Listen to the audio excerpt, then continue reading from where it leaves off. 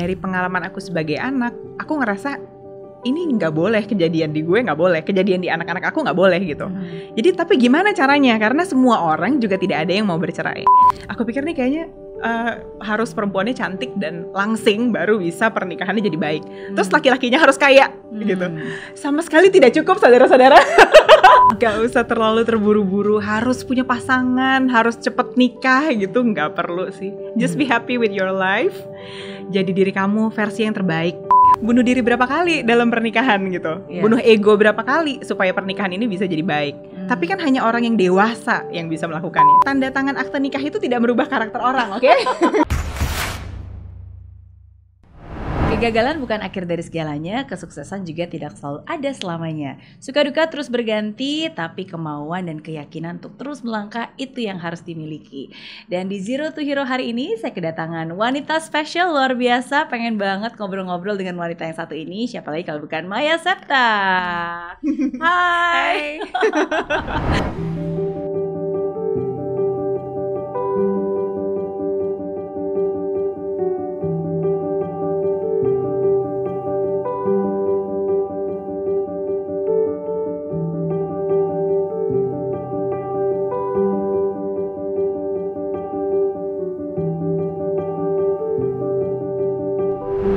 Apa kabar? Baik Ya. Ini nggak nyangka banget karena terakhir kali kita ketemu itu waktu itu di Ini Talk Show. Udah lama banget. Lama banget ya. Lama banget kayaknya. Aku ingat waktu itu soalnya aku lagi keliling untuk promo film Mary Riana. Oh, oke. Nah, sedangkan kalau itu berarti mungkin sekitar tahun 2014 akhir 2015 berarti. Lama banget ya. Iya, udah hampir 7 tahun ya. Iya. Soalnya aku aja banyak cutinya tuh karena hamil cuti gitu beberapa kali. Jadi udah lama banget. Udah lama banget ya. Tapi itu mungkin salah satu acara yang sempat menaikkan nama Maya di dunia hiburan. Iya. Lucu ya, udah punya anak dulu baru dapat programnya yang lebih baik gitu. Iya. Tapi memang kalau dari segi karir dari Maya sendiri kan juga memang sudah dari sejak remaja lama ya. Sudah mulai terjun ke dunia entertainment dan mandiri. Iya, maunya begitu. Usahanya begitu. Emang cita-cita dari kecil apa sebenarnya? Apa ya, kalau waktu masih anak-anak mah cita-citanya nggak gitu ngerti. Cita-citanya pengen jadi model, pengen jadi pengacara. Dan waktu yang jadi model itu aku nyobain beneran. Tapi ternyata aku nggak suka. Kenapa nggak suka? Apa ya, dari tinggi badan yang lain jauh lebih tinggi daripada aku. Udah gitu kalau misalkan jadi model catwalk harus pakai baju apa aja yang desainernya kasih kan. Nah, aku nggak bisa pakai baju apa aja. Jadi zaman dulu itu beraninya di acara televisi aja, fashion show di acara TV gitu waktu SMA. Lebih aman lah ya. Seenggaknya masuk sensor kan, nggak mungkin bajunya terlalu terbuka atau nggak mungkin terlalu aneh banget atau seksi banget gitu. Oke, tapi berarti pernah jadi model juga, jadi pragawati juga pernah, berarti kan fashion show, bintang iklan sudah pasti, main film juga. Iya. Dari situ kebuka jalan yang lain ya cobain gitu. Jadi presenter juga, pokoknya serba bisa sebenarnya. Aduh, gitu ya. Oke. Nggak pernah put label gitu sih sebenarnya. Ya apa aja yang ada dibukain jalan sama Tuhan ya dicobain gitu. Ibaratnya kalau ditaruhin di tangan masa masih nggak mau diambil juga sih gitu. Iya. Jadi ya coba semaksimal aja. Memaksimalkan apa talenta dan juga kesempatan yang memang Tuhan kasih untuk kita. Iya, oke. Termasuk salah satunya ini nih. Jadi tadi begitu pertama kali ketemu langsung dikasih satu hal yang spesial. Nah, ini Maya Septa Couture. Ini terbaru. Nggak baru juga sih sebenarnya. Lebih ke waktu pandemi, aku tuh nggak bisa diem orangnya. Jadi waktu nggak syuting, terus pandemi nggak boleh pergi kemana-mana, ngapain ya gitu. Ngapain dong biar ada kegiatan gitu. Nah, inilah kegiatan aku yang positif ini. Iya, penasaran kan pengen lihat dalamnya apa. Nah, jadi tadi aku dikasih ini spesial banget. Yang pertama ada bando. Iya. Ini ada ceritanya ya kenapa bikin bando ya. Abis kan waktu pandemi itu kemana-mana aku nggak mandi. Jadi pergi dulu baru mandi. Kalau biasa kan mandi dulu baru pergi. Karena harusnya cuma ke supermarket doang atau kemana. Jadi aku pergi dulu baru mandi. Kan belum mandi tuh rambut aku tuh lembut banget. tipis, lemes banget gitu. Jadi lepek. Aku pakai bando lah supaya kelihatan agak bagus gitu. Nah dari situ aku pikir kayaknya ini bagus deh untuk cewek-cewek supaya nggak terlalu kelihatan belum mandi. Jadi kita pakai bando biar tetap cakep gitu perginya. Sama bulu mata palsu. Oh iya, ini dia. Kan kalau pergi pakai masker nggak kelihatan kan makeupnya, tapi matanya kelihatan. Jadi aku selalu pakai bulu mata sama bando gitu. Oke, jadi tetap bisa looks presentable. Maksudnya looks okay lah gitu ya. Oke, that's nice. And I love the tagline ini, you are beautiful. Jadi baliknya ini adalah you are beautiful. Supaya semua perempuan itu cantik. Bisa kok semua perempuan itu cantik dari hatimu. Kayak lagu ya. Iya, tapi satu hal mungkin yang sangat konsisten dan aku juga suka banget sama Maya adalah you are very positive. Positif dalam arti dari cara berpikir kamu, dari apa yang kamu tuangkan juga, khususnya di Instagram, tulisan-tulisan kamu, dan ya pengalaman. I think itu satu hal yang mungkin sangat dinanti dan sangat memberkati juga untuk para follower yang membaca hal tersebut. Sejak kapan mulai konsisten untuk menuangkan dalam sebuah tulisan di Instagram? Sebenarnya tuh aku nggak pernah konsepin loh, nggak pernah konsep kayak Instagram aku tuh harus tentang ini. Sebenarnya nggak gitu. Tapi waktu mau menikah itu kan aku ikut kelas premarital, terus setelah menikah aku ikut kelas-kelas seminar pernikahan. Nah dari situ tuh aku ngerasa, kok aku terberkati sama isi informasi ini gitu. Dan aku pikir ini sangat membantu aku dalam menjalani pernikahan. Tapi aku yakin gak semua orang punya akses ke kelas-kelas dan ke seminar-seminar ini kan. Jadi kenapa gak aku share aja? Itu kayak sesuatu yang ada aja gitu di hati aku. Aku seneng aja share, tulis aja gitu. Gak ada maksud apa-apa, nggak ada kepentingan apapun juga, emang seneng aja gitu. Ya udah, terus aku kerjain itu, dan karena sepanjang pernikahan ikut kelas terus, kan dapat informasi terus. Jadi ya udah, jadi aku sering sharing aja terus gitu. Awalnya cuma begitu aja sih sebenarnya. Berarti udah dari sejak berapa tahun yang lalu tuh? Aku menikah udah mau 10 tahun. Wow. Oke, berawal dari pembelajaran yang didapat dan akhirnya ya kalau ini berguna kenapa nggak diteruskan juga? Iya, kali ada yang butuh ya. Siapa tahu ada yang bermanfaat, sama seperti aku ngerasa ini bermanfaat banget buat gue gitu. Oke, apa yang paling karena saya yakin pasti yang namanya sebuah pernikahan itu adalah sesuatu hal salah satu keputusan penting di dalam hidup ya, karena kan dengan siapa kita menikah dan bagaimana kita menjalani pernikahan itu, ya itu bukan hanya tentang kita dan dia, tapi juga tentang kita, dia, dan juga anak-anak kita nantinya. Oke, dan saya sempat pernah membaca sebuah cerita dan juga ungkapan juga bahwa sebenarnya kalau dari Maya sendiri pernah berkali-kali merasakan broken home ketika waktu kecil. Ya, mungkin bisa diceritakan apa yang terjadi dan bagaimana itu mempengaruhi ketika mungkin Maya memutuskan untuk menikah. Apa ya, mungkin karena dari pengalaman aku sebagai anak, aku ngerasa ini nggak boleh kejadian di gue, nggak boleh kejadian di anak-anak aku, nggak boleh gitu. Jadi tapi gimana caranya? Karena semua orang juga tidak ada yang mau bercerai. Semua orang pasti memulai pernikahan dengan baik, dengan jatuh cinta, dengan saling sayang satu sama lain gitu. Jadi aku dari kecil itu nanya ada pertanyaan di pikiran aku tuh kayak, orang tuh cerai kenapa ya gitu. Orang tuh cerai kenapa ya? Dari aku kecil, karena kan orang tua aku cerainya umur 4 tahun. Jadi ya dari kecil ABG gitu aku kayak penasaran gitu. Kalau teman-teman aku tuh ngeledekinnya, lu mah orang baca bobo, lu bacanya oma mau papa. Karena ya emang penasaran aja gitu loh. Dari ketidaknyamanan itu pas aku mau menikah aku jadi takut ya. Kayak aduh ini bener apa enggak nih, kalau salah gimana gitu. Karena menurut aku gue karir salah gak apa-apa gitu. Bisnis gagal gak apa-apa, tapi pernikahan gak boleh gagal gitu. Jadi tapi gimana caranya? Nah ya udah dari situ aku jadi berjemaat di satu gereja yang menurut aku ini masuk akal, ini logis, semuanya bagus lah ya gitu pengajarannya. Dan aku pikir oke, nikah di sini susah di gereja aku ini, harus ikut kelas ini, kelas itu, kelas ini, kelas itu gitu. Harus ini, harus itu, pokoknya persyaratnya banyak. Kalau orang-orang lain, males ya kawin ribet di sini gitu.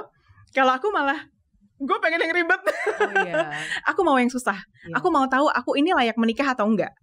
Kita berdua ini layak menikah atau enggak. Karena kalau misalkan memang enggak, ya udah gitu, mendingan gagal di awal daripada udah jalan baru gagal gitu buat aku. Mendingan gagal nikah daripada nikah gagal. Iya. Jadi buat aku sepenting itu. Jadi ya udah aku bilang lah sama si dulu calon suami aku kan. Jadi aku bilang, yuk mau nggak ikut kelas ini gitu, biar aku kalau mau nikah, aku maunya nikahnya di tempat ini. Aku mau nikahnya di gereja ini, karena di gereja ini nikahnya ribet dan susah gitu, ada preparationnya. Terus suami aku mau, ya udah dari situ aduh banyak hal kita belajar yang bantu banget nih buat pernikahan kita. Kalau gue dulu nggak tahu nih, gue nggak tahu pasti aku akan bersikap suka-suka gue dengan pemikiran aku sendiri, dengan reaksi yang aku mau. Nah jadinya juga nggak tahu, jadinya juga jadi suka-suka gitu. Tapi karena dulu udah dipersiapkan, udah ada pelajaran dan informasi, jadi waktu ketemu masalah, aku jadi oke, gue harus apa? Mau ikutin apa yang aku mau, atau mau lakuin apa yang Tuhan bilang benar? Karena udah tahu, jadi aku paksa diri aku ngelakuin semua yang benar kan.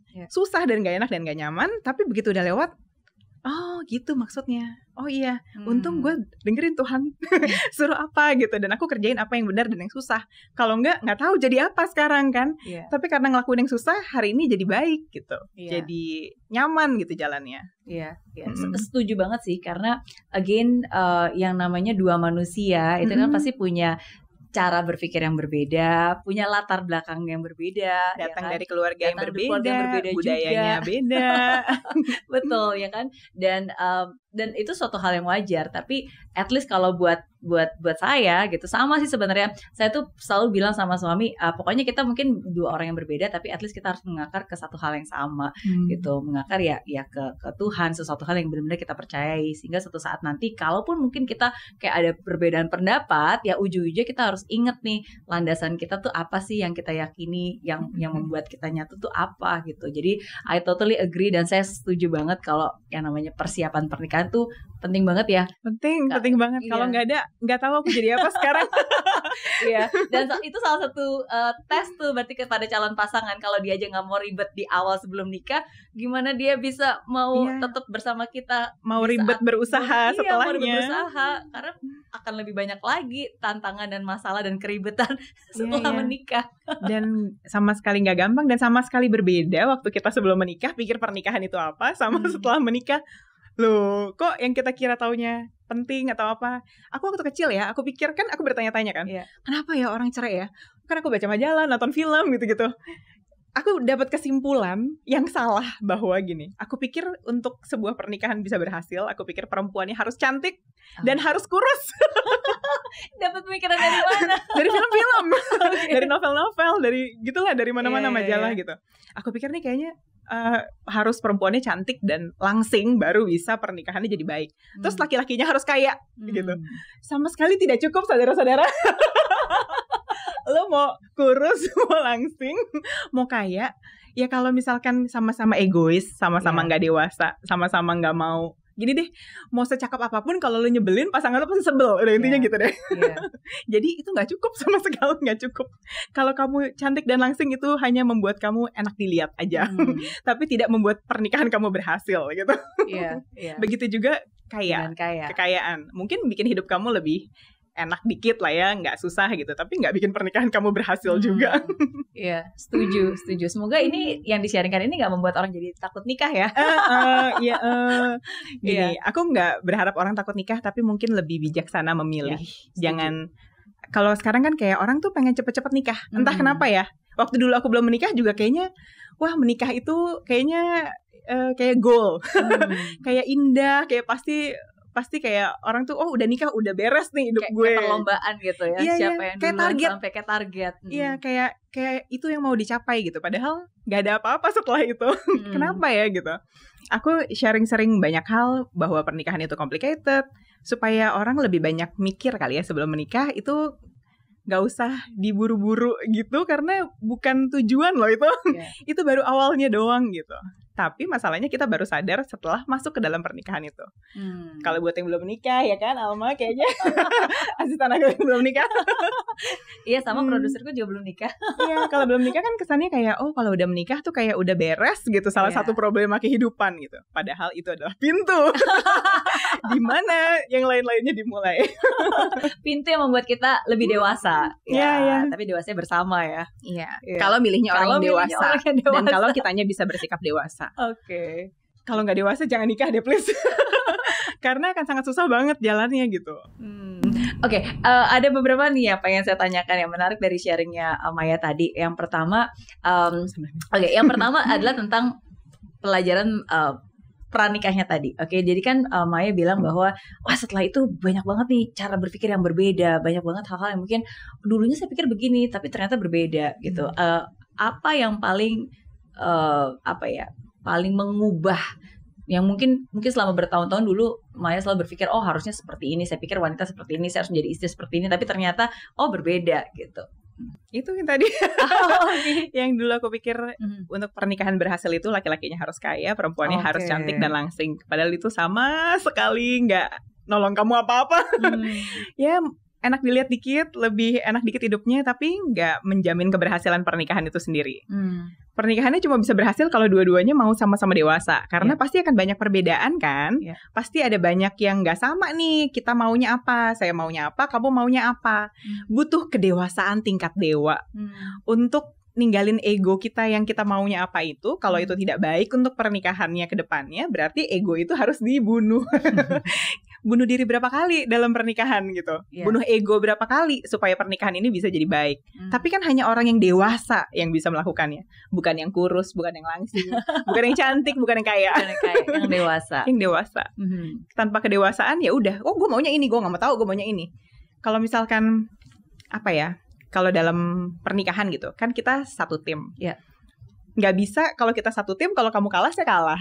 Kalau saya menang kamu menang. Gak bisa kamu kalah, saya menang. Kalau saya maunya menang sendiri, tapi pasangannya kalah, ya berarti pernikahannya kalah juga. Jadi kan nggak bisa begitu. Betul. Dan mungkin itu salah satu sudut pandang yang seringkali orang lupa ya. Maksudnya sometimes in marriage karena memang berbeda, seakan-akan tuh kita berada di kubu yang berbeda. Padahal we are in one team. Is we against the world gitu. Maksudnya itu ya kita berdua ya menghadapi tantangan hidup ya berdua, tapi we are in the same team. Dan itu butuh kedewasaan untuk menyadari itu, bahwa bukan apa yang kamu mau, tapi apa ya yang supaya kita nih bisa jalannya barengannya enak gitu.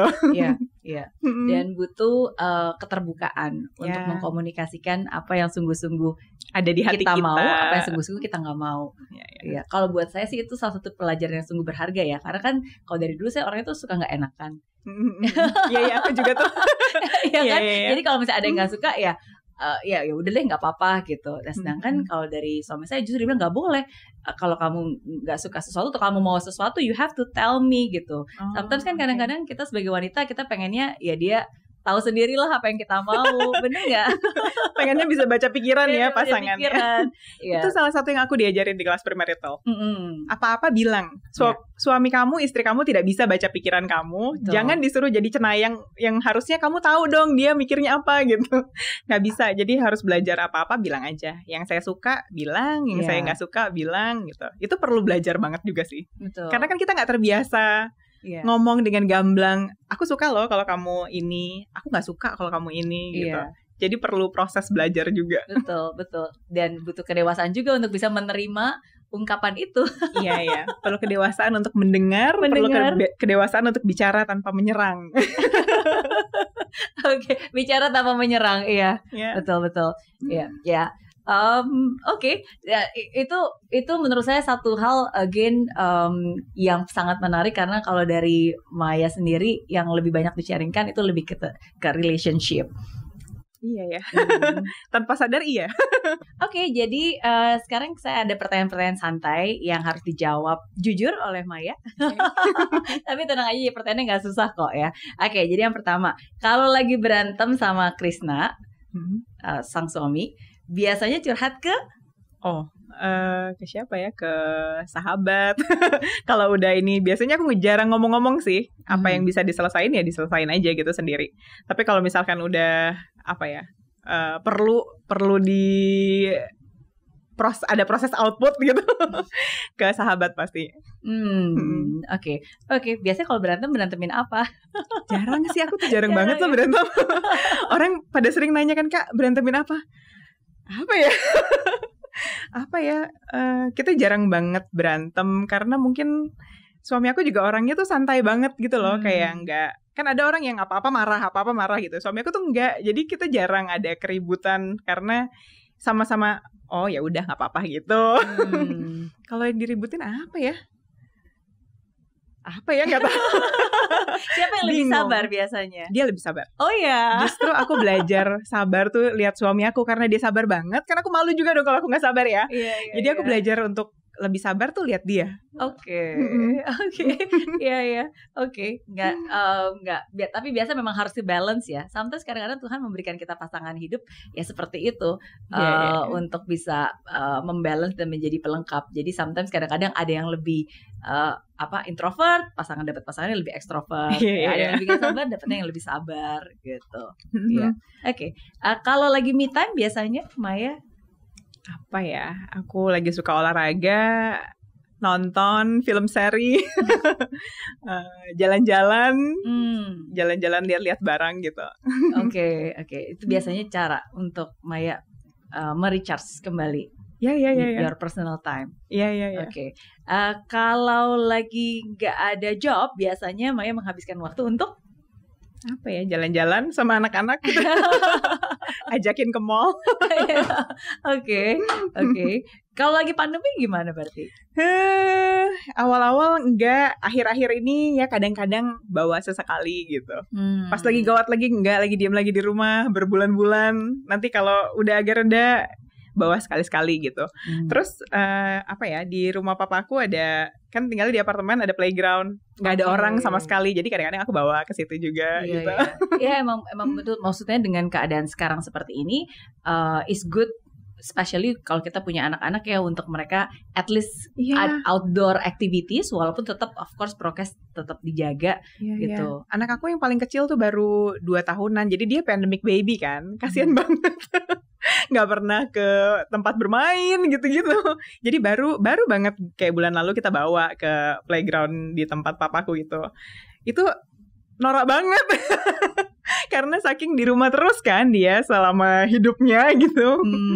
Beda sama kakak-kakaknya yang udah sempat hidup normal dulu baru kena pandemi gitu. Jadi ya emang perlu keseimbangan sih. Anak-anak perlu banget. Iya. Dan bukan cuma anaknya, untuk ibunya juga sebenarnya. Kalau ibunya perlu banget juga. Oke. How do you recharge yourself? Biasanya kalau lagi demotivated tuh gimana sih cara seorang Maya mengembalikan kembali semangatnya? Apa ya, kalau misalkan lagi down atau kalau lagi kayaknya negatif nih, kayak pikiran udah mulai udah ngaco-ngaco nih ya, udah ngadi-ngadi nih gitu. Aku nonton podcast, dengerin nonton YouTube-nya sebenarnya YouTube khotbah gitu. Ya, dengerin itu jadi kan dapat sudut pandang yang baru, dapat pembelajaran yang baru, itu bantu aku sih lebih chill gitu. Kadang-kadang tuh kita pusing tuh kusut karena kita pikirin sendiri dan kita bermain dengan pikiran kita yang memperparah keadaan kadang-kadang. Padahal sebenarnya nggak seburuk itu. Tapi kalau misalkan kita denger pandangan baru, sudut pandang baru, kita jadi bisa lihat ngapain gue mikirnya sampai segitu banget, padahal nggak gitu-gitu banget gitu. Iya, itu juga satu hal yang sangat saya syukuri sih di tengah-tengah pandemi ini, karena dengan adanya pandemi ini membuat, at least kalau buat saya ya, membuat saya lebih banyak menonton khotbah-khotbah atau maksudnya kita gereja online atau bahkan sebenarnya kalau dulu kan kita ibadah ya ke satu gereja aja kan, atau kita mendengarkan sermon atau khotbah juga mungkin hanya dari satu source aja, jarang banget gitu ke tempat-tempat yang lain. Tapi kan at least sekarang dengan adanya teknologi, dengan adanya YouTube, sebenarnya everyday we can, nggak perlu nunggu sampai hari Minggu untuk bisa mendengarkan khotbah seperti itu kan. Bahkan konten aja banyak banget sekarang kan, lagi scroll kok tiba-tiba masuknya agak ada khotbahnya juga nih. Ya lumayan ya dengar sedikit gitu. Lumayan bantu juga. Jadi itu satu hal yang juga bisa disyukuri dari banyak hal juga yang pastinya bisa disyukuri di masa-masa pandemi ini. Oke. Nah, jadi saya ingin berbicara, kalau ngomongin tentang Maya, mungkin berbicara tentang wanita, berbicara tentang karir juga, ya kan, dan berbicara tentang rumah tangga. Nah, kalau dari Maya sendiri kan sebelum ini memang aktif di dunia di dunia entertainment. Oke, dan salah satu hal yang membuat kenapa sih berhenti dari ini talk show waktu itu? Kenapa ya? Anak aku jadi waktu aku masuk pertama kali di ini talk show itu aku udah punya anak. Anak aku umurnya 6 bulan waktu itu. Terus aku dapet ini talk show. Jadi aku syuting. Nah, jadi selama anak ini berkembang tuh aku selalu bekerja kan. Jadi waktu akhir-akhir aku berhenti itu anak aku tuh udah mulai, aku lupa umur berapa dia ya, kayak sekitar mau 4 gitu. Dia udah mulai, mami di rumah aja dong gitu. Mami di rumah aja temenin Devin main gitu-gitu loh. Jadi aku tuh sedih gitu. Jadi kayak ini anak mau gue di rumah ya, oh iya ya, gue kerja terus loh selama ini ya gitu. Walaupun kerjanya cuma 4 hari seminggu sih sebetulnya, tapi mungkin dia ada keinginan aku tuh ada di rumah. Dia bilang, Daddy aja yang kerja, dia bilang gitu. Daddy aja yang kerja, nanti maninya semua kasih mami katanya. Terus aku bilang, oh good idea. Oh yeah, good idea. Why don't you talk to that? Terus ya ada satu dan lain hal juga. Terus aku pikir, ya deh mungkin aku istirahat dulu deh ya. Aku pikir istirahat beberapa bulan lah gitu untuk di rumah. Istirahat 3 bulan aku hamil. Kan jadi panjang ceritanya. Jadi hamil dulu 9 bulan, ngelahirin dulu beberapa bulan gitu. Jadi kayak berhenti gitu kesannya. Sebenarnya sih nggak berhenti, istirahat tapi hamil. Jadi lama. Kangen nggak untuk kembali ke dunia entertainment, jadi artis, bawa acara? Kangen sih sebenarnya. Seperti itu. Pada akhirnya aku sempat balik lagi sebelum pandemi. Abis itu pandemi, terus programnya udahan, ya udah gitu. Kangen sih, kangen banget. Menurut aku pekerjaan itu sangat menyenangkan. Dan mungkin aku tipenya nggak bisa diem di rumah 24 jam gitu, nggak bisa. Aku tuh tipenya seneng kerja. Kayak aku ngerasa lebih hidup sambil aku kerja. Kalau misalkan dilihat dari sekolah ya, aku nggak bisa cuma sekolah doang, itu membosankan buat aku. Aku sangat menikmati tuh sekolah sambil syuting. Aku kayak happy and fulfilled gitu, ngejalanin tuh 2 peran sekaligus gitu, bukan cuma 1 gitu. Mungkin orang beda-beda kali ya. No, ya memang sometimes kadang-kadang ya yang paling penting ya kita tahu what makes us happy, what makes us fulfilled gitu. Karena kan definisi, ya setiap orang punya panggilan dan juga talenta yang berbeda-beda. Iya, mungkin kan ada orang yang, gue dari kecil gue udah tahu, gue udah gede gue mau jadi ibu rumah tangga, full time gue gak mau kerja gitu. Ada gitu, tapi aku kebetulan seneng kerja gitu orangnya. Jadi pas aku seneng tuh sekolah sambil syuting gitu. Jadi ibu rumah tangga sambil kerja, punya karir juga gitu. Buat aku tuh kayak ini baru hidup gitu. Iya. Ya, that's true. Sebenarnya kita agak mirip ya, karena dulu tuh saya selalu berpikir bahwa ya udah pengen jadi ibu rumah tangga aja, karena kan mama tuh dulu awalnya mama tuh wanita karir, tapi begitu melahirkan akhirnya dia berhenti dari pekerjaannya dan full time gitu untuk membesarkan aku dan kedua adik aku gitu. Dan begitu aku lulus kuliah tuh mama selalu bilang, udah kamu pokoknya kamu jadi ibu rumah tangga aja lah gitu kan, ngurusin anak gitu kan. Ya tapi kan saya ngerasa kayak bukan saya banget gitu. Ya kan, gak bisa diem juga ya. Iya, terus akhirnya karena memang waktu itu kita lagi bikin bisnis berdua sama husband, ya udah kita kan fokus ke bisnis dulu. Nah terus setelah 4 tahun bisnisnya sudah beres, baru punya anak gitu kan, diberkati Tuhan dengan anak. Nah jadi pas lagi punya anak itu, aku berpikir ya udah kalau gitu aku coba deh jadi ibu rumah tangga. Jadi ibu rumah tangga gitu kan, ngurusin just fokus with my kids alone gitu. Ya tapi at the end of the day saya nggak ngerasa fulfilled gitu. Maksudnya apa ya?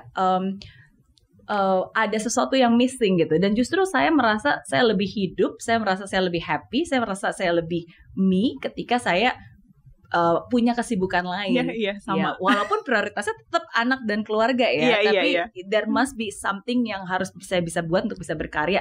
Maksudnya harus ada hal lain juga gitu. Ya, dan disitulah akhirnya saya berpikir ya at the end of the day sebenarnya yang paling penting ya what makes you happy, what makes you fulfilled, dan yang paling penting adalah bagaimana kesepakatan kita dengan suami. Ya. Yang paling penting suami kita approve sama apa yang kita mau kerjain. Orang lain ya komentar aja nggak usah dipikirin lah ya. Nggak ada hubungannya sama pernikahan kita gitu. Karena nomor 1 pernikahannya baik, berarti suami harus approve kan. Kalau suami udah approve, semuanya baik-baik aja, ya masalahnya di mana? Iya, setuju. Yang paling penting pokoknya kalau ini adalah yang kita kesepakati sama suami setuju, dan ini juga yang suami mau, sama-sama mau, ya udah just go for it.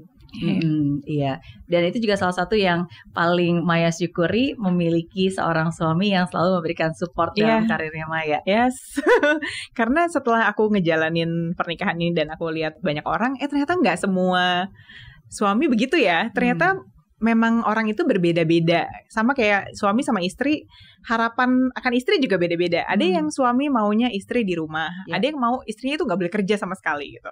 Ada yang boleh, ada yang mendukung gitu. Jadi memang berbeda-beda. Jadi jangan lupa dicek kalau yang mau menikah ya. Serius.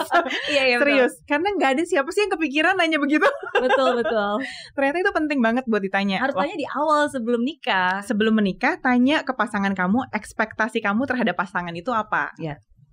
Fungsi dan peran si suami atau si istri ini dalam setelah menikah itu bagaimana? Misalnya, buat aku istri itu biasanya berkaca ke ibunya sendiri ya. Misalnya kalau mamanya ibu rumah tangga, dia akan pikir istri itu diam di rumah. Misalnya bangun jam 5 pagi ke pasar, nyiapin makanan, bersih-bersih gitu dan lain sebagainya. Tapi kalau yang ibunya wanita karir, bangun pagi jam 7 hilang, ibunya ke kantor gitu. Kan beda banget. Atau mungkin yang ibunya sosialita, bangunnya siang, kerjanya arisan. Jadi alangkah pingsannya kalau yang anaknya si sosialita ini perempuan menikah sama laki-laki yang mamanya bangun jam 5 pagi pergi ke pasar. Betul. Kan sangat beda banget. Sementara semua orang berpikir istri itu seperti ibunya. Well, ibunya orang tuh beda-beda modelnya gitu. Setuju. Setuju. Itu jadi harus diomongin kayak, menurut kamu istri itu seperti apa? Bekerja kah? Tidak bekerja kah? Diam di rumah aja kah? Kayak apa gitu. Kalau diomongin kan jadi tahu, dia maunya gue diam di rumah, gue kerja lagi modelnya ya. Kayaknya nggak cocok nih kalau begini. Iya dong. Tapi saya maunya kerja gitu. Atau tapi saya maunya diam di rumah. Jadi gimana nih solusinya? Karena kalau nggak ada solusinya, artinya mungkin kita bukan orang yang tepat untuk berpartner dalam kehidupan ini gitu di masa depan. Iya. Jadi jangan ngomong yang gampang-gampang aja. Nanti mau makan di mana? Kita mau nonton film apa? Gitu kan? Tapi harus benar-benar bertanya pertanyaan yang mungkin agak awkward atau agak susah untuk dijawab. Tapi ya lebih baik susah-susah dijawab saat itu kan, untuk kita bisa tahu ke depannya seperti apa. Iya. Lebih lihat orang-orang yang udah menikah di sekitar kita juga ada masalah apa sih yang jadi masalah biasanya gitu. Dari situ kan kita bisa belajar. Misalnya ngeributin uang, ini uang siapa, harusnya siapa yang pegang, gimana ngaturnya gitu. Nah yang kayak gitu-gitu seharusnya diomongin di awal. Iya, betul. Menurut kamu nanti setelah menikah pengaturan keuangannya seperti apa? Itu juga aku dulu nggak ada yang ngajarin tuh. Jadi sekarang aku seneng banget nih ngomongin buat teman-teman yang mau nikah gitu. Ditanya. Uang itu yang nanti yang pegang misalnya siapa? Karena nggak ada pengaturan. Uang harus istri yang atur atau uang harus suami yang atur. Sebenarnya harus yang atur kan yang lebih pintar ngatur ya. Kadang itu yang laki-laki, kadang itu yang perempuan gitu. Bisa yang mana aja. Tapi kan kalau diomongin di awal, kita jadi tahu. Jadi nggak kecewa setelah menikah, taunya dia maunya apa, kita maunya apa gitu, nggak sama. Nggak ada jalan keluarnya juga. Iya. Ya, itu betul banget. Apakah nanti ada tabungan bersama atau mungkin sendiri-sendiri atau ya maunya gimana gitu. Okay. Nggak kepikiran kan buat ngomongin, kita mau waktu cinta-cinta mau makan di mana, mau nonton apa. Atau mungkin nggak enakan kali untuk bertanya kan. Sering kali sensitif buat ditanyain, tapi setelah menikah menurut aku ini tuh mendingan lo nggak enak nanya sekarang daripada nggak enak entar seumur hidup gitu. Nggak enak terus kan, nggak ada jalan keluarnya gitu. Betul. Apalagi nih kalau gitu tipsnya ala Maya untuk bisa memantapkan hati sebelum pernikahan? Apa ya? Waduh, banyak jadinya. Menurut aku harus kenal diri sendiri dulu. Karena orang itu maunya beda-beda. Butuh pasangan yang kayak apa juga beda-beda. Aku nggak bisa pakai standarnya Mary Riana. Misalnya dia sukanya laki-laki yang sukanya yang ada perempuan yang sukanya dikasih tahu harus ngapain gitu, dipimpin banget, jadi harus dibanding kamu begini. Ada juga yang nggak kuat digituin.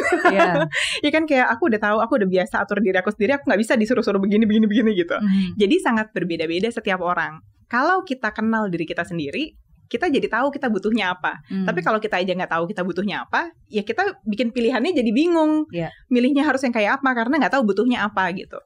Jadi menurut aku semuanya mulainya dari kita kenal diri kita sendiri dulu deh. Yang aku mau apa, yang aku nggak mau tuh yang kayak apa.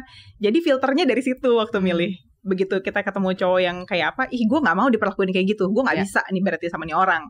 Itu kan keputusannya datang sendiri gitu. Tapi kalau kita aja nggak tahu, nggak maunya apa, jadi kayak terombang-ambing aja gitu, nggak ada prinsipnya gitu. Ya itu paling penting sih, kenal diri sendiri, supaya kita tahu apa yang kita perlu pilih dari pasangan ini, dia atau bukan gitu. Itu bukan yang kita cari. Yang kedua harus melek. melek ya. Buka mata selebar-lebarnya, kekurangannya, kelebihannya apa aja gitu. Kalau kelebihan itu biasanya preference kan, kayak aku maunya laki-laki yang apa.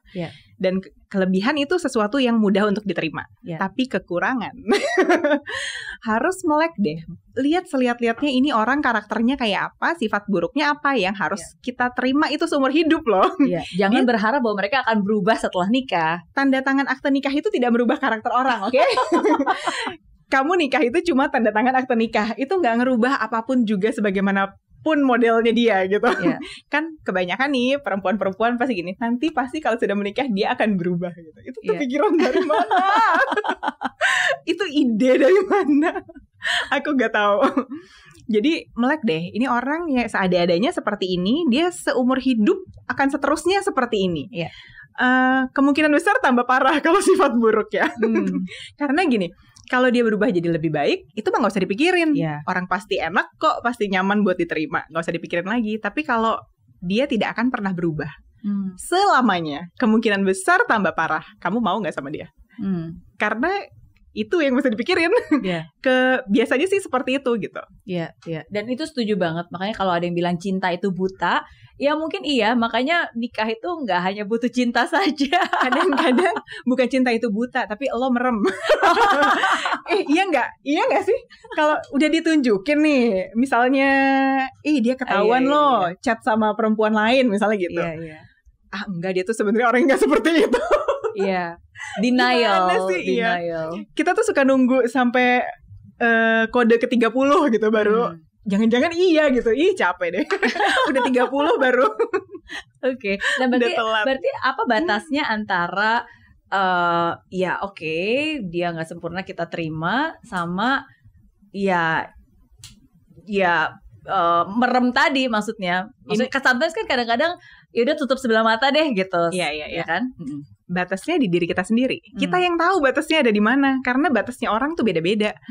Yang ini bisa diterima atau enggak ya? Ini keterlaluan atau enggak ya? Kita nggak bisa bilang gimana ya, standarnya orang kita nggak bisa pakai. Ada orang yang biasa ngomong kasar misalnya gitu ya. Jadi kalau orang ngomong kasar sama dia biasa aja karena itu gaya bicaranya dia. Tapi ada juga yang perempuan yang hatinya lembut. Seperti emping, aku gak bisa diomongin kasar, gak bisa aku. Dibentak gitu gak bisa aku. Atau ngomongnya kasar kata-katanya gitu, aku gak bisa. Nah itu kan beda-beda setiap orang. Jadi apakah ini harus diterima atau gak bisa diterima, itu kita sendiri. Gak bisa pakai standarnya orang. Dia bilang itu bisa diterima, ya itu buat dia. Tapi buat gue gak bisa, ya gak bisa gitu. Dan dibutuhkan keterbukaan juga untuk bisa memberitahukan ke dia, ini loh maksudnya value-nya, ini batasan kita, ini yang biasanya again berkomunikasi lah, karena seringkali ya orang lebih banyak berasumsi berpikir ini begini, ini is okay, padahal sebenarnya ya komunikasi selalu lebih baik lah daripada membuat asumsi-asumsi. Apa-apa diomongin aja gitu. Terutama kalau misalkan kita punya baggage. Semua orang punya baggage loh. Entah luka masa lalu, entah dapat luka dari mantan pacar, apa dari orang tua, apa dari keluarga, dari temen, dikhianati sahabat atau lain sebagainya.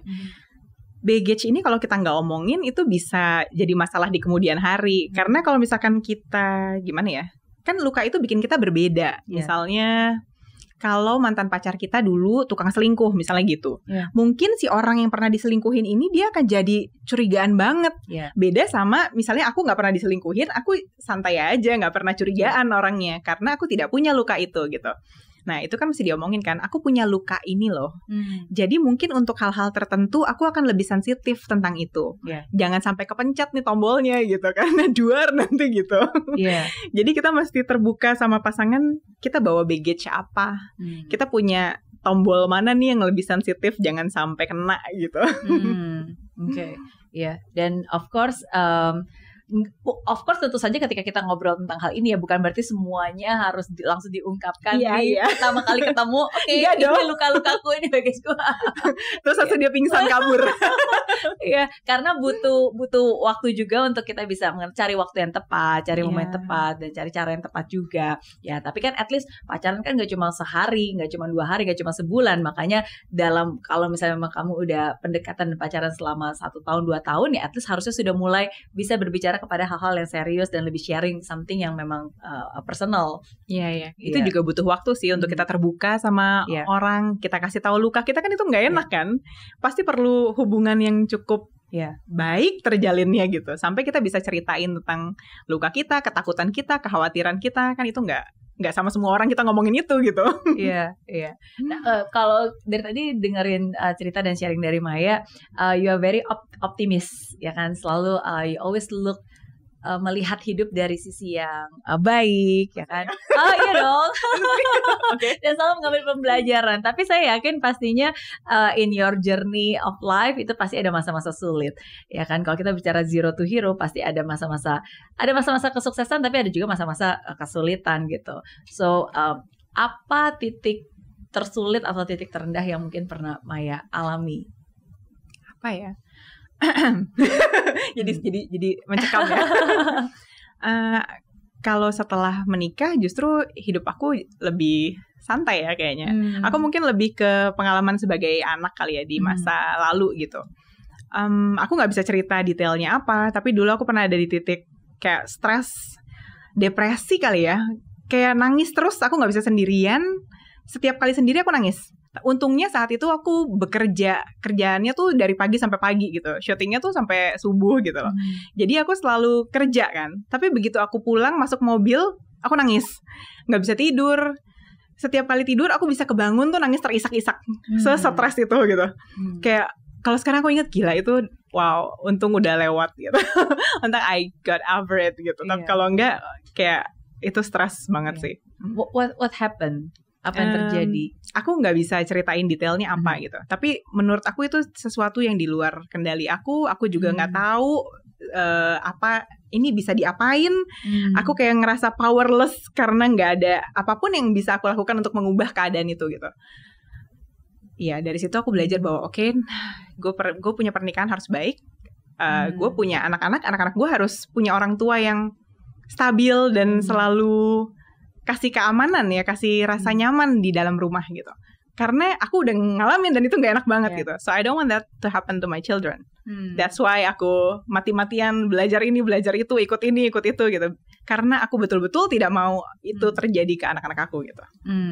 Bagaimana cara how do you overcome that feeling? Karena kan sometimes kadang-kadang ketika kita sudah terjebak dalam emosi seperti itu, sebenarnya kita sih nggak mau sedih, tapi kan sometimes kadang-kadang nggak bisa tiba-tiba nangis sendiri, tiba-tiba sedih sendiri, tiba-tiba kepikir sendiri gitu. And I know it's not easy untuk fight dan membalikan cycle-nya. Yeah. So what did you do? Apa ya, zaman dulu belum ada sosial media yang aku bisa dapat konten-konten psikologi ya. It will help a lot kalau dulu udah ada. Tapi karena belum ada, dulu paling ketolongnya karena kerja. Kalau kerja kan aku sepanjang hari jadi ke distract. Oh ya, sambil kerja, sambil syuting aku sibuk. Oh, di tempat syuting bisa hahaha kerjaan ini, pulang nangis. Masuk mobil aja udah nangis, langsung sendirian aja nangis 5 detik gitu. Langsung nangis. Tapi karena kerja jadi ke distract aja gitu. Terus ya udah aku paling berdoa. Aku filter. Oke, pokoknya apapun yang kadang kan kita punya reaksi ya. Aduh, gue bisa ini, gue pengen ini, gue pengen itu gitu. Oke, aku pilih itu benar atau enggak? Itu baik atau enggak? Kalau enggak, so I don't wanna do it. Aku paksa diri aku ngelakuin apa yang benar gitu. Yang benar ini I stick to that thing gitu. Aku kerjain apa yang benar gitu. That's for a long time. Kadang ya kayak dulu, aduh rasanya gue pergi aja deh nih dari rumah, gue juga bisa kok ngebiayain hidup gue sendiri misalnya gitu. Aku juga mandiri secara finansial, aku nggak ada kesulitan untuk hidup sendiri sebenarnya. Tapi aku pikir itu bukan cara yang baik loh. Kayak aku hidup selalu mau bikin hidup aku baik.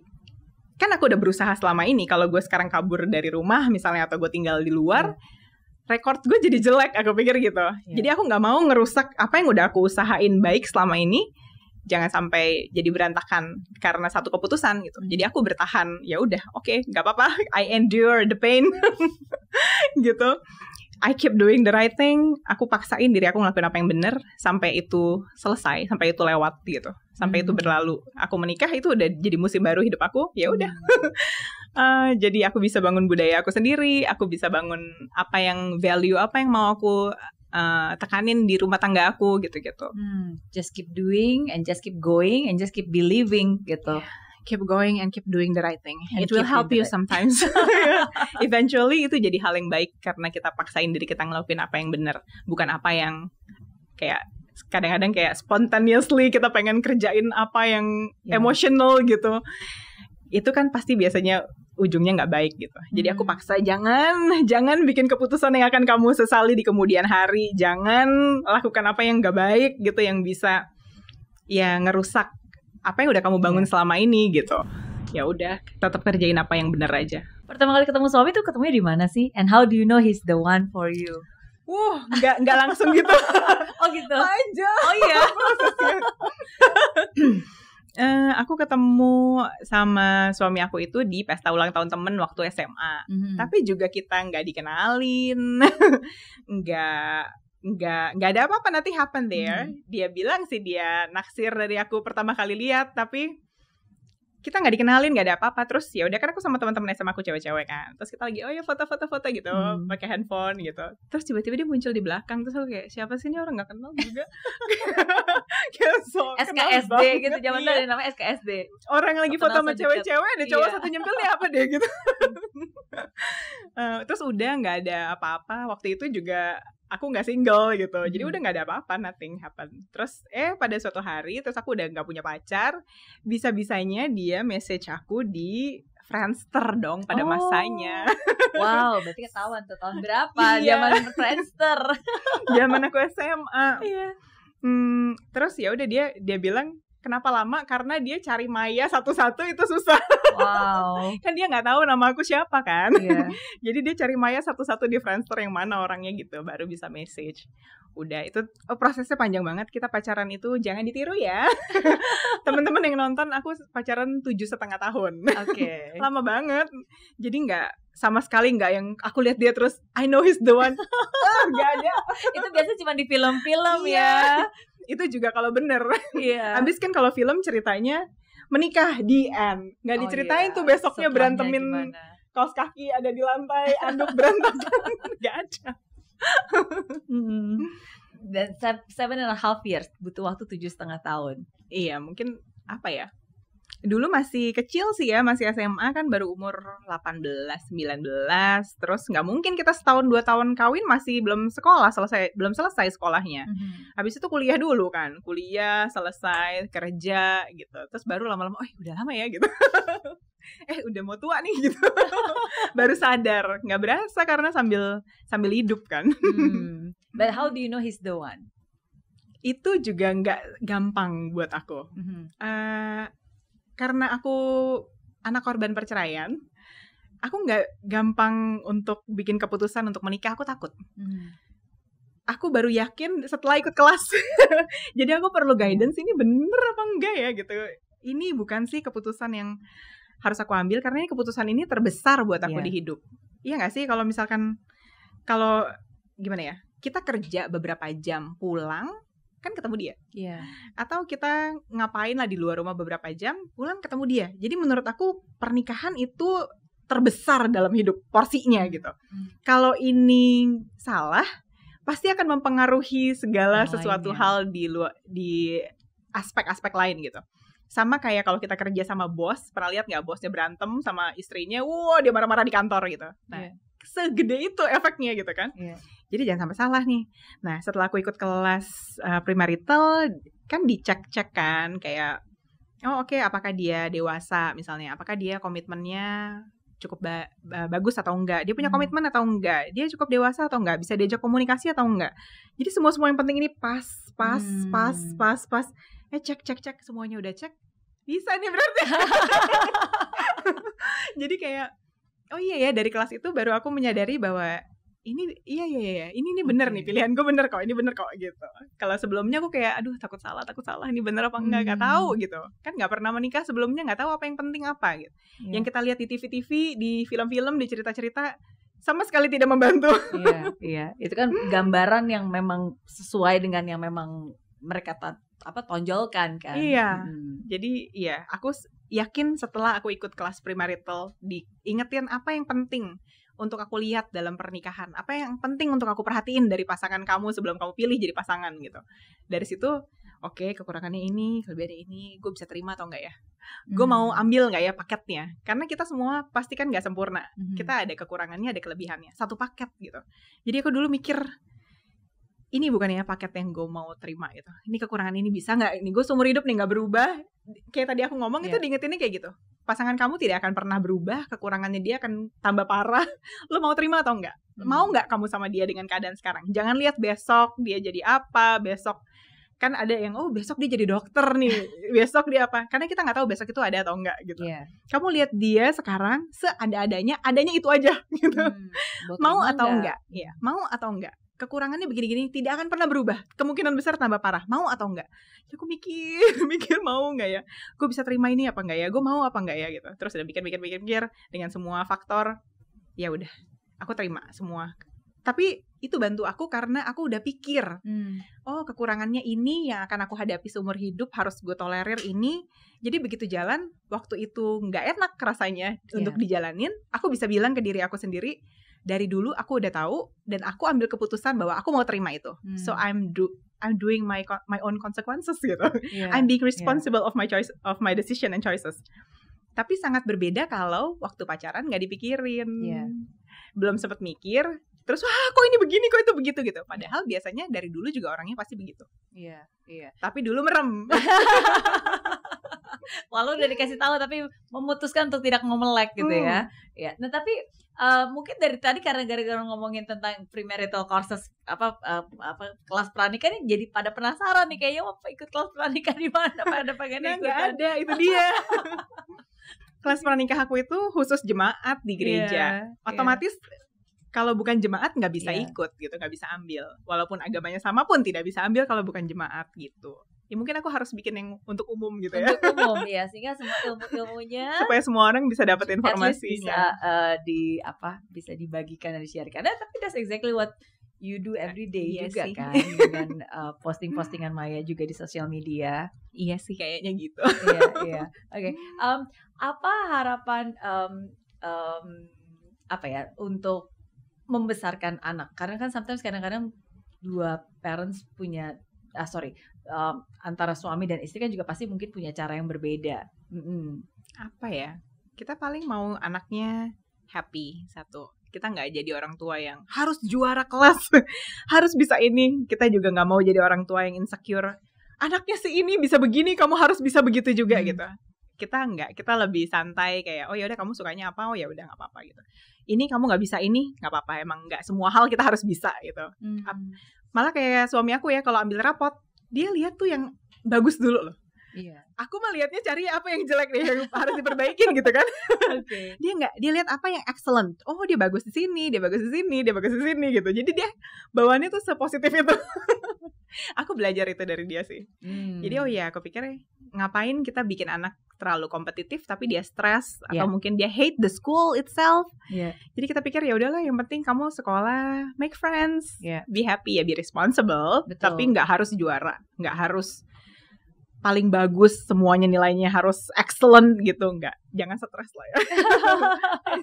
Just be a kid. Just be a kid ya, harus banyak play. Justru mumpung masih kid ya kan, And no matter what happens ya, at least mereka harus bisa merasa dan tahu bahwa dirinya dicintai dan diterima, dan apapun juga ya dia selalu aman gitu, berada di dalam keluarga yang menerima dan ya merasa stabil. Itu sih yang kita mau, paling menghargai orang lain, bersyukur mungkin. Tahu benar, tahu salah itu sih yang agak kita ajarin dari sekarang gitu. Ini benar, ini salah. Kalau tahu salah jangan dikerjain gitu. Menurut aku itu juga rumus terpenting dalam hidup sih. Kayak yang penting nggak usah S2, S3. Yang penting kalau udah tahu salah jangan dikerjain. That simple. Karena ada banyak orang udah tahu salah lo kerjain juga kan akhirnya pasti buntutnya nggak baik gitu. Iya. Doing the right thing. Iya, jadi kita dari kecil hal yang benar. Dari kecil itu salah atau benar gitu. Aku coba dipikir dulu itu salah atau benar gitu. Supaya tahu kalau udah tahu salah tuh jangan dikerjain gitu. My last 2 questions buat Maya. Yang pertama, aku suka banget dengan apa yang kamu tulis di profile Instagram. Kamu nulis bahwa there's nothing amazing about you except that you have an amazing God. That's true. Kayak orang bilang kayak, Kak, ini pasti pinter banget ya, apa hebat banget ya, atau dapat informasinya dari mana nih, pasti pernikahannya sempurna banget. Enggak, I'm just the messenger. Kalau kamu suka apa yang aku kerjain, itu aku tuh cuma passing on the blessings gitu loh. Ini bukan pinter-pinternya aku, semua ini bukan hebat-hebatnya aku dapat informasi ini membantu aku sebarin lagi gitu. Yang pinter bukan aku, yang hebat juga bukan aku, yang hebat tuh Tuhan ya. What is the most amazing things that God ever give or done to you yang mungkin sangat diingat? Semua lah ya. Aku bisa apa sih kalau nggak Tuhan yang kasih semuanya? Ya nggak sih, kayak semua yang terjadi dalam hidup aku, terutama yang baik, itu mah belas kasihnya Tuhan lah. Kayak ini semua yang kamu bisa lihat ada di aku itu God's favor. Aku gak bisa usaha aku sendiri nih. Deket sini juga gak nyampe. Gak nyampe, semuanya Tuhan yang kasih. Kalau there's nothing amazing about me. Kalau kamu suka apa yang aku kerjain, you must love my God. Karena semuanya dari Dia asalnya. Dan itulah yang mungkin aku sampai speechless karena sometimes kadang-kadang kita berpikir bahwa kita yang hebat dan kita bisa mencapai banyak hal, tapi to be honest ya it's really by the grace of God kan, maksudnya kemurahan hati Tuhan. Karena kadang-kadang kalau kita melook back lagi dan melihat ternyata Tuhan bisa ngasih ini ke dalam hidup saya gitu. Siapakah saya gitu kan? Kalau aku mau tarik balik ya, waktu aku dapat ini talk show, aku itu udah punya anak 6 bulan. Which is saat itu aku ngerasa, aduh kalau udah nikah mah karir gue selesai ya gitu. Karena ya udah nikah, udah jadi, apalagi udah punya anak, rasanya udah kayak jadi emak-emak gitu. Kayak lebih banyak artis lain yang lebih muda, lebih cantik, lebih hebat, lebih bisa ini, bisa itu, bisa ngomong 7 bahasa, bisa apalah gitu. Gue bisa apa sih ya? Tapi Tuhan kasih itu buat aku. Dan aku belajar bahwa kalau Tuhan kasihnya buat aku, gak ada yang bisa ambil. Gak ada yang bisa ambil. Yang lebih hebat dari aku banyak gak? Banyak. Yang lebih cantik dari aku banyak banget. Yang lebih pinter, lebih muda, lebih apapun lah itu, banyak banget. Tapi kalau Tuhan kasih itu buat aku, ya itu punya aku. Jadi see, it's God's favor. It's God's favor. Sangat gak masuk akal buat aku, karir aku sendiri gitu. Udah punya anak malah baru di acaranya dapat yang lebih dikenal orang gitu. Kan biasanya yang meledak yang muda-muda dong. Iya gak sih? Iya. Dan semoga message ini bisa menguatkan siapapun juga yang menonton ya, bahwa apapun itu ya kamu gak perlu khawatir. Ya don't worry about everything, kan just pray about everything and thank God for what yang sudah Dia berikan dalam hidup kamu. Tuhan tuh punya koneksi kemana aja. Dia punya semua pintu kalau Dia mau buka ya. Kalau kita pantas terimanya, semuanya bisa gitu. Jadi kadangnya aku sangat belajar bahwa aku tahu semua ini dari mana berasal. Jadi aku usaha hidupnya itu nyenangin hatinya Tuhan. Kan ada orang yang ngedeketin bosnya, ngedeketin si ini, si itu, sikut kanan, sikut kiri, ngejatuhin siapa-siapa biar kita dapat di posisi tertentu gitu. Buat aku tahu ini semua dari mana. Aku nggak perlu sikut-sikutan sama orang, aku nggak perlu jatuhin orang lain, aku nggak perlu nyakitin orang lain, atau aku nggak perlu juga jadi penjilat ke orang-orang yang bisa bukain pintu, karena yang bukain pintu aku tuh Tuhan semua. nggak ada poin untuk aku ngelakuin hal-hal buruk ke manusia lainnya gitu. Cukup menyenangkan hati Tuhan. Yes. Simple. Oke. Tapi nggak mudah ya, karena kan juga manusia. Ya. Iya. Oke, and last questions. Berarti pesan dari Maya untuk semua orang yang mungkin saat ini lagi nonton nih, mungkin either lagi jomblo atau mungkin pernah patah hati atau mungkin having not so good relationship atau not so good experience. Mungkin banyak dari mereka, oh iya nih bener nih, saya selama ini merem nih, nggak pernah melek gitu kan. So apa nih message yang bisa dikasih ke mereka supaya mereka juga bisa apa ya, bisa bahagia. Gak usah terlalu terburu-buru harus punya pasangan, harus cepet nikah gitu, nggak perlu sih. Just be happy with your life. Jadi diri kamu versi yang terbaik, kejar mimpi yang kamu punya. Apa yang mau dicapai dalam hidup gitu, sibuk aja ke situ dulu. Nanti waktu kita lagi jalan ke arah sana tuh, kita lihat kanan kiri, ada orang yang lagi jalannya searah nih sama kita gitu. Nah, kalau cocok, nah itu dia. Itu dia. Iya. Jadi nggak usah dipaksain, oh harus cari ketemu siapa ya apa-apa gitu, karena nggak bisa dipaksain sih. Tapi waktu kita bahagia sama hidup kita sendiri, dan kalau kita kejar mimpi kita dan itu tercapai gitu kan, kita fulfilled kan, kita happy kan, kita narik orang-orang dengan kualitas yang sama. Oh iya, setuju. Ya nggak sih? Setuju. Kita narik orang-orang dengan vibe yang sama. Nah dari situlah kita harus cari pasangannya gitu. Tengok kanan kiri ada yang searah nggak nih sama kita, karena kalau jalan yang nggak searah juga nggak bisa kan. Setuju. Banyak orang berpikir dia harus menemukan pasangan dulu baru bisa bahagia, padahal sebenarnya dia harus bahagia dulu baru dia bisa dan menemukan cari orang pasangan yang tepat, yang bahagia juga sama hidupnya. Baru kalian berdua bisa bahagia bersama.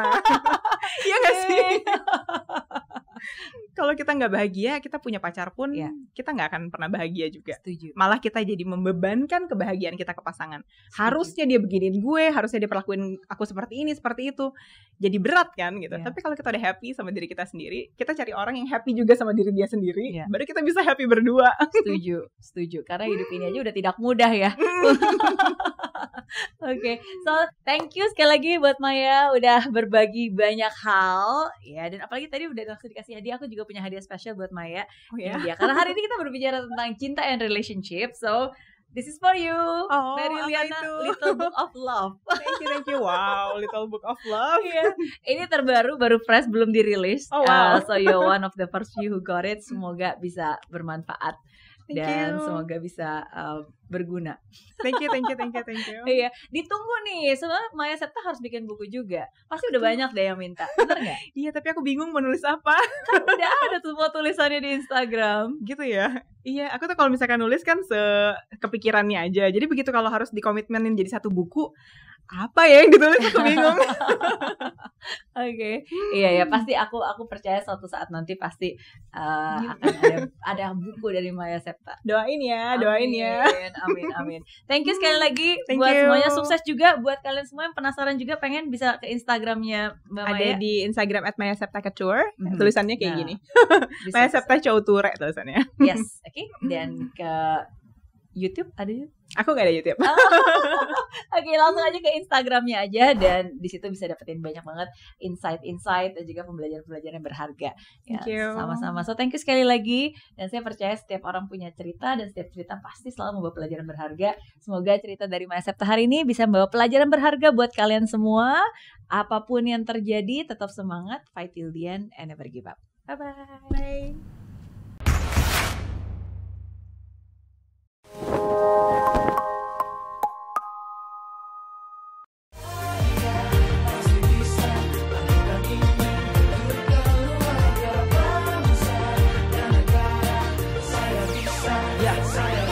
Laksana bumi tanpa hujan, hidup tanpa tujuan, kering dan mati tanpa hijaunya tumbuhan. Demikian kalau mimpi tak kunjung terjadi.